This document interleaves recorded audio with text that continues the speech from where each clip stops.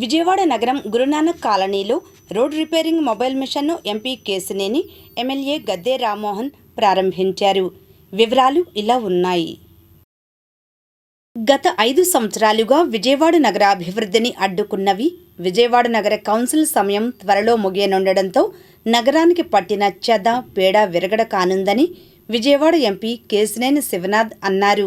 నగరపాలక సంస్థకు కేంద్ర 15వ ఆర్థిక సంఘం గ్రాంట్ ద్వారా 1.48 కోట్ల వ్యయంతో అందుబాటులోకి వచ్చిన అత్యాధునిక ఇన్ఫ్రారెడ్ రోడ్ రిపేరింగ్ మొబైల్ మిషన్ను బుధవారం గురునానక్ కాలనీలోని మెయిన్ రోడ్డులో MP Kesineni Sivanath, MLA Gadde Rammohan, VMC అధికారులు జెండా ఊపి ప్రారంభించారు. అనంతరం ఆ మొబైల్ మిషన్ పనితీరును గమనించారు. ఈ సందర్భంగా ఎంపీ కేశినేని శివనాథ్ మాట్లాడుతూ ఎన్క్యాప్ ద్వారా మంజూరైన ఈ మిషన్ను నగర రోడ్ల అభివృద్ధి, కాలుష్య నియంత్రణలో విస్తృతంగా వినియోగించనున్నట్లు తెలిపారు.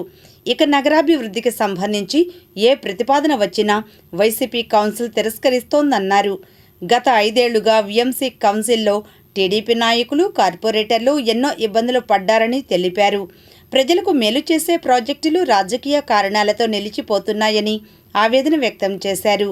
నగరంలో అండర్ గ్రౌండ్ డ్రైనేజ్ ప్రాజెక్టు కోసం రాష్ట్ర ప్రభుత్వం 600 కోట్ల నిధులు కేటాయిస్తే ఆ ప్రతిపాదనను కూడా వైసీపీ కౌన్సిల్ రిజెక్ట్ చేసిందన్నారు. నగర అభివృద్ధికి అడ్డుగా ఉన్న ఈ వైసీపీ కౌన్సిల్ సమయం దగ్గర పడడంతో త్వరలో రద్దు కానుందన్నారు. రాబోయే కొత్త కౌన్సిల్తో పాటు రాష్ట్ర ప్రభుత్వ సహకారంతో రోడ్లు, డ్రైనేజ్లు, స్ట్రామ్ వాటర్ వ్యవస్థలను సమగ్రంగా అభివృద్ధి చేస్తామని ఎంపీ కేశినేని శివనాథ్ స్పష్టం చేశారు. విజయవాడను అమరావతి ప్రాంతంలో మోడల్ నగరంగా తీర్చిదిద్దడమే లక్ష్యమని ఎంపీ కేశినేని శివనాథ్ తెలిపారు.